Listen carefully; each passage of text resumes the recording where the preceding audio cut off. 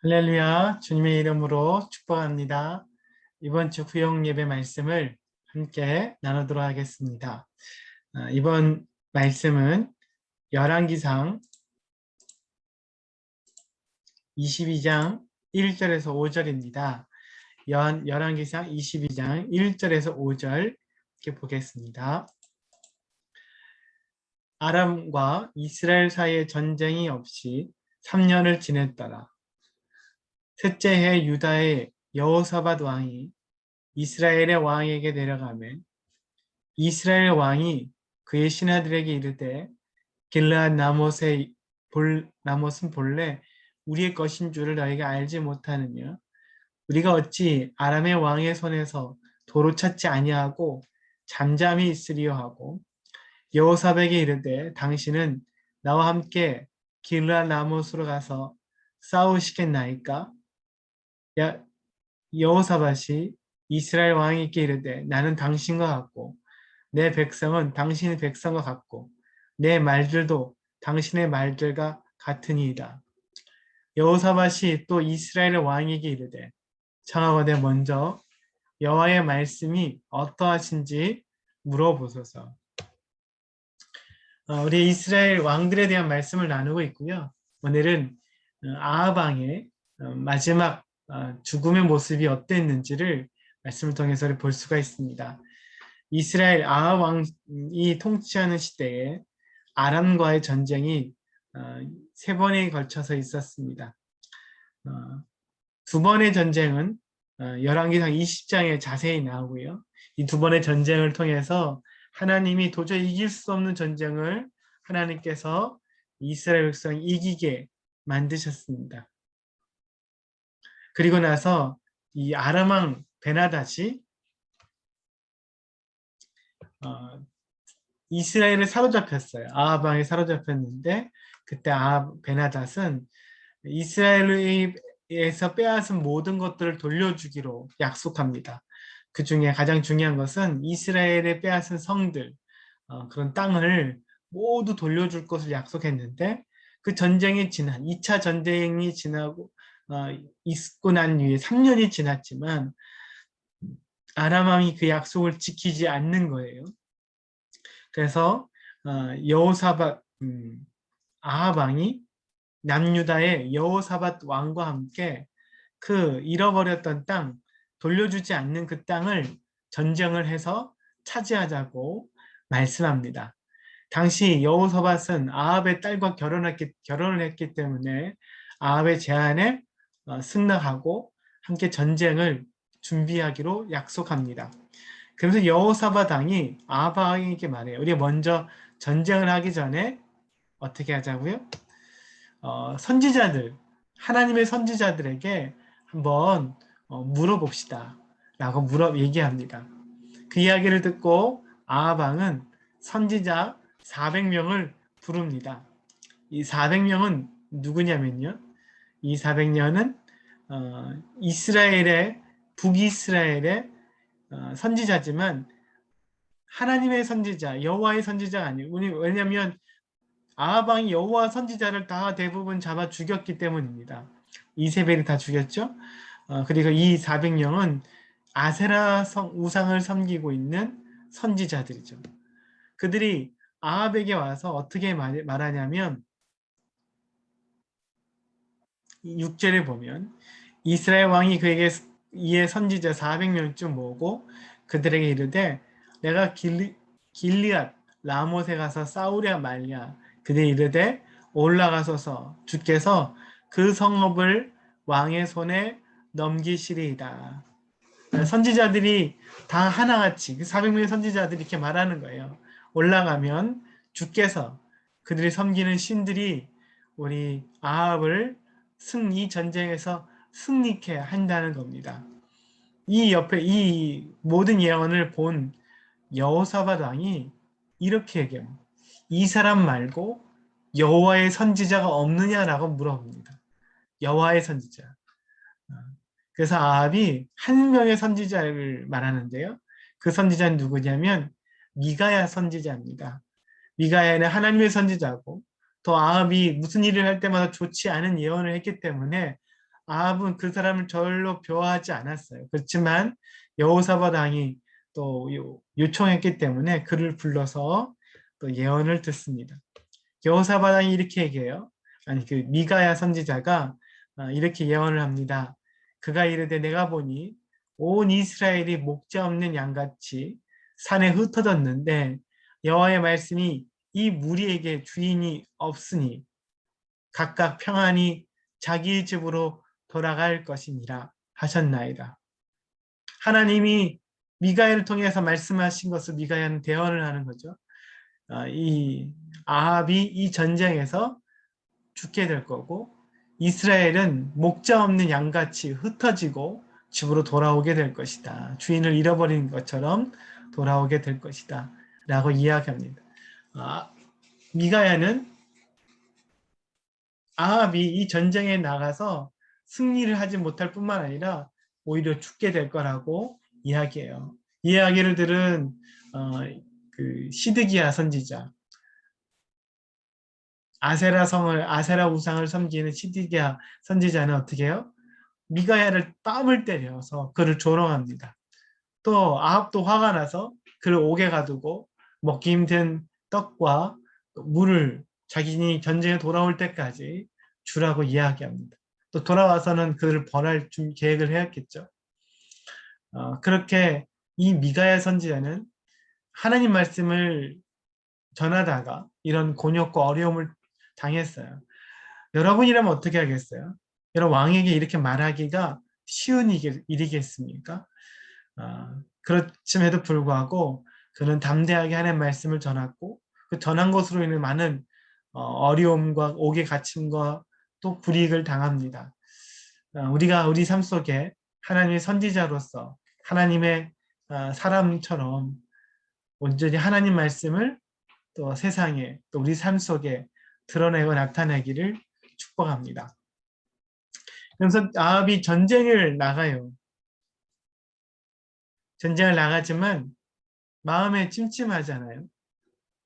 미가야로부터 이 전쟁에서 죽게 된다는 이야기를 듣게 되었잖아요. 그래서 아합이 전쟁에 나가면서 한 가지 아주 기발한 아이디어, 생각을 해냅니다.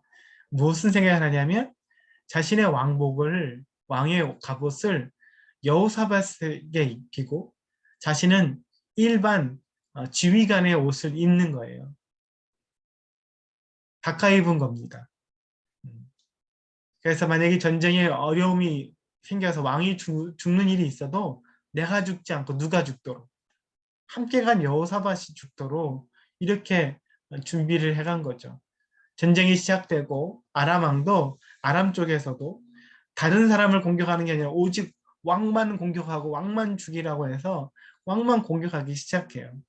전쟁이 그렇게 될 때 아합은 굉장히 기뻐했을 겁니다. 근데 한 가지 신비로운 이야기가 나옵니다. 22장 34절을 보면 전쟁 중에 얼마나 많은 사람들이 활을 쏘고 또 칼을 휘두르고 돌을 던지고 뭐 이렇게 하겠어요. 자신 죽지 않으려면 이렇게 해야 되지 않겠어요. 멀리서 적군들이 달려오면 그들을 향해서 화살을 쏴야 되는 건 아니겠습니까? 한 사람이 무심코 활을 당겼는데 그 화살이 이스라엘 왕의 갑옷 솔기에 맞힌지라. 왕이 그 병거 모는 자에게 이르되 내가 부상당하였으니 내 손을 돌려 내가 전쟁터에서 나가게 하라 하였으나. 아람 군대 중에 한 사람이 화살을 당겼는데 아합을 맞추려고 한 게 아니에요. 그냥 화살을 당겨서 그 중에 아무나 맞으라고 쏜 겁니다. 쐈는데 그 화살이 무심코 담긴 화살이 아합에게 명중합니다. 아합은 또 온몸에 갑옷을 입었기 때문에 웬만한 부분을 맞아서는 화살이 들어갈 수가 없어요. 그런데 어디에 맞았어요? 갑옷 솔기를 맞췄다. 솔기는 갑옷과 갑옷 사이를 연결해주는 그런 부분인데 가장 취약한 부분이에요. 거기를 정확하게 화살이 뚫고 들어갑니다.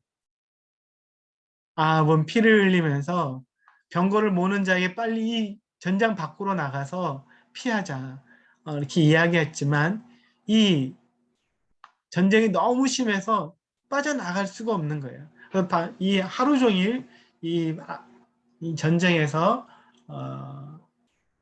병거 모는 자가 이제 다니다가 전쟁이 이제 소강 상태가 되고 아합을 확인했을 때 밤이 이제 어둑어둑해질 때 아합을 확인했는데 아합이 어떻게 됐습니까? 아합은 죽어 있었어요. 얼마나 괴로웠겠어요. 달리는 그 병거 안에서 수많은 소리에서 너무나 고통스럽고 힘들게 몸을 비틀고 했겠지만 그는 피를 너무 많이 흘린 상태로 죽어버렸습니다. 그리고 그의 시신은 군사들이 사마리아 가서 장사를 하고 또 그애가 그 병거를 피가 잔뜩 묻어 있는 병거를 어떻게 했겠어요? 연못에서 씻는데 그 연못이 성전을 제사드리는 이방 선지자들이 그런 창기들이 제사하면서 몸을 씻는 그런 곳이었고 또 그곳에 그 병거를 씻으려고 할 때 개들이 와서 아합의 왕의 피를 핥아먹는 그런 일들이 일어났습니다. 그러면서 성경은 이렇게 얘기해요. 22장 37절 38절 왕이 이미 죽음에 그의 시체를 메어 사마리아에 이르러 왕을 사마리아에 장사하니라. 그 병거를 사마리아 못에서 씻음에 개들이 그의 피를 핥았으니 여호와께서 하신 말씀과 같이 되었더라. 거기는 창기들이 목욕하는 곳이라. 이 모든 일을 뭐라고 표현해요? 여호와께서 하신 말씀과 같이 되었더라. 여호와께서 하신 말씀과 같이 되었다. 아합은 하나님 말씀을 피하려고 했어요. 하나님 말씀대로 자기에게 이루어지지 않도록 머리를 썼습니다. 그럼에도 불구하고 여호와께서 말씀하신 것처럼 그에게 이루어지게 된 겁니다. 오늘 말씀을 통해 두 가지 우리가 기억해야 될 것이 있어요. 아합은 왜 멸망했습니까? 아합은 기회가 없었나요? 아닙니다. 아합은 여러 가지 기회가 수많은 기회들이 있었어요. 그에게 많은 선지자들이 와서 그에게 하나님의 말씀을 증거하고 그렇게 살면 안 된다고 또 조언도 하고 말했습니다. 그렇지만 아합은 그들의 말을 듣지 않고 오히려 그들을 핍박하고 학대했어요. 엘리야 선지자는 아합 앞에서 놀라운 하나님의 기적을 보여준 사람이에요. 하늘에서 불이 내려오는 것도 실제로 보고 비가 안 오고 비가 오는 모든 상황들을 다 지켜봤던 사람이지만 그것을 보면서도 하나님께 돌아오지 않았어요. 제일 마지막에는 어땠어요? 미가야 선지자 예언이었잖아요. 그 예언을 듣고서도 전쟁에 나와서 결국엔 죽고 맙니다. 아합은 어리석은 사람입니다. 왜냐하면 그에게 많은 기회들을 하나님 주셨지만 그 기회를 놓쳤기 때문입니다. 이 어리석음이 우리의 이야기가 되지 않으셨으면 좋겠어요. 하나님 아닌 기회를 주시고 성령님 우리에게 여러 번 여러 경로를 통해 말씀하실 때 그 기회가 여러분 그 기회를 잃어버리지 않고 돌이킬 그 시간 회개할 기회를 타이밍을 여러분 놓치지 않기를 축복합니다. 두 번째로는 이 세상을 다스리는 분이 누구냐는 거예요. 아합이 어떻게 죽었어요? 여호와의 하신 말씀대로 죽었어요. 그는 자기 마음대로 사는 것처럼 보였어요. 하나님을 무시했어요. 또 머리를 써서 자기는 전쟁에 죽지 않으려고 여러 가지 방법을 썼지만 결국에는 하나님이 손 안에 하나님의 계획 안에 말씀하신 대로 그는 죽게 되어졌습니다. 왜냐하면 우리 하나님이 온 세상을 다스리고 통치하시는 분이시기 때문에 이 세상을 마찬가지예요. 이 세상도 지금 여러 가지 상황과 또 잘못된 나라와 정권과 다툼과 이런 것을 볼 때